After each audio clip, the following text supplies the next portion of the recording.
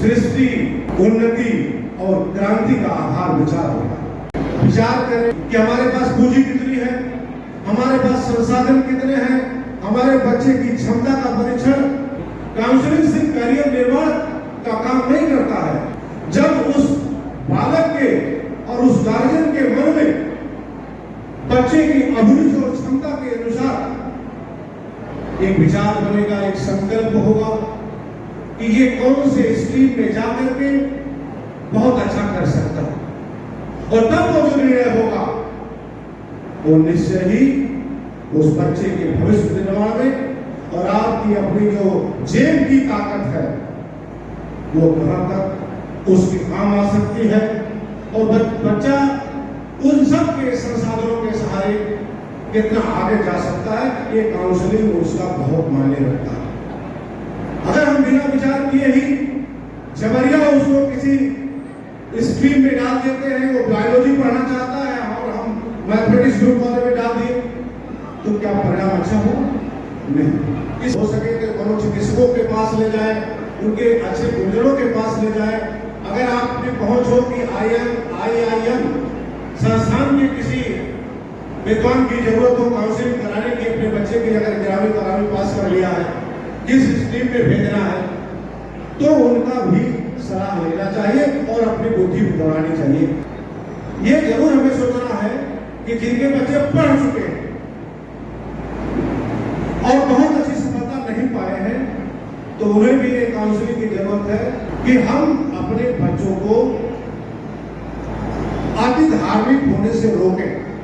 एक उदाहरण है, धर्म की किताबें कहती हैं पृथ्वी शेषनाग के फन पर टिका हुआ है। अभी किसी परीक्षा में प्रश्न आ जाए पृथ्वी की स्थिति क्या है, तो अगर एक विकल्प हो शेषनाग के फन पर टिकी हुई है, तो जिनके बच्चे अति धार्मिक हैं, अच्छे से विज्ञान नहीं पढ़ा है, भूगोल और भौगोलिक शास्त्र का ज्ञान नहीं है, ग्रह नक्षत्रों का ज्ञान नहीं है कि ये ब्रह्मांड का जो सौर मंडल है उसमें कितने ग्रह हैं और उनकी परिक्रमण गति है, उनकी घूर्णीय गति भी है, ये अगर नहीं जानता है तो शेषनाग के फन में अगर विकल्प होगा वो लगा के आ जाएगा, उसको नंबर मिलने वाला नहीं। अब आप सोचिए, पृथ्वी में 2 गतियां हैं जो विज्ञान पढ़े होंगे, खगोल शास्त्र का ज्ञान रखते हैं, उनको ये पता होगा कि पृथ्वी की 2 गतियां हैं, वह अपनी धुरी पर भी घूमती है जिससे दिन रात होता है। क्या होता है? दिन रात, यानी वो टिकी तो कहीं नहीं है, पहली बात क्लियर हो गया, टिकी उकी नहीं है, वो चलती रहती है 2 गतियों के साथ। एक घूर्णन गति है और दूसरी कौन है? परिक्रमण गति, जो सूर्य के चारों ओर दीर्घ गोलाकार नहीं, वृत्ताकार नहीं, दीर्घ वृत्ताकार कक्षा में चक्कर लगाती है और लगभग 365 दिन लगते हैं। उस 365 दिन के एक चक्कर पूरा करने से सर्दी, गर्मी, बरसात के जो मौसम बदलते हैं वो पृथ्वी की परिक्रमण गति से का परिणाम होते हैं।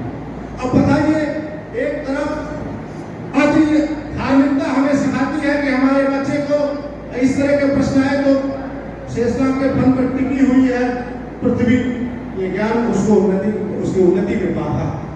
तो अगर ईश्वर को हम मानते हैं तो की जरूरत नहीं, चंदा देने की जरूरत नहीं है, उस पैसे को अपने बच्चे के भविष्य के निर्माण के लिए लगाने की जरूरत है। और आप थोड़े देर में थोड़ा सा घर में बना करके आराध्य को याद कर सकते हैं। लेकिन ध्यान दीजिएगा, 2 लाइन में बात अपना खत्म कर रहा हूं।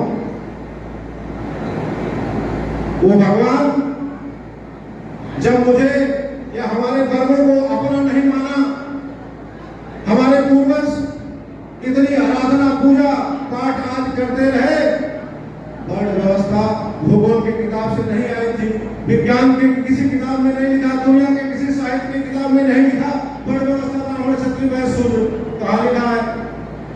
ऐसे काल्पनिक धर्म ग्रंथों में लिखा है कि तुम शूद्र, जबकि हम शूद्र नहीं है। अगर यह बात सच होती तो दुनिया के किसी भी कोने में ये बात और हर धर्मों में लिखी होती कि शूद्र वर्ग भी एक होता। अगर सब जगह नहीं लिखा है तो भारत खंडे है, भारत पूरी पृथ्वी नहीं। भारत एक देश है, भारत खंडे, पूरी पृथ्वी का एक भाग जो भारत है क्या इतना ही संसार है? संसार बहुत कुछ है। इसलिए हम लोगों को ये बात अच्छी तरह से अपने दिमाग में बैठाना है कि जब वो हमें अपना नहीं माना, हमारे लिए कोई ऐसी क्रांति नहीं किया, कोई ऐसा लीला नहीं किया अवतार लेकर के कि हमें भी सबके बराबरी पर लिखने का अधिकार, बैठने का अधिकार, पढ़ने का अधिकार, धनार्जन करने का अधिकार दिलाया हो।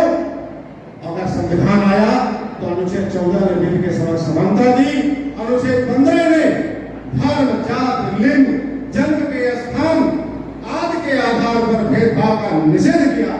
तो असली भगवान संविधान। जब हम किसी चीज को, पृथ्वी को माता मान लेंगे, सूर्य को भगवान मान लेंगे, भगवान अनुसंधान पर विराम लगाता है, क्योंकि जब आप तर्क चलेंगे तो ये कहा जाएगा तुम्हारे पर पाप चढ़ रहा है, क्योंकि तुमने सूर्य कहाँ स्थिर है, सूर्य की गति क्या है, सूर्य का ताप कितना है, इन सब पर विचार करोगे तो ये अनुसंधान का विषय हो जाएगा और ये अनुसंधान से उन्नति होती है। लेकिन जब भगवान मान लोगे तो तर्क करना बंद कर दोगे और आग मूंद करके अक्षर दूध भी आग चढ़ाओगे, तो अनुसंधान पर ध्यान नहीं जाएगा, तो आपके घर का माहौल ऐसा नहीं होगा कि घर से डॉक्टर खुराना निकले।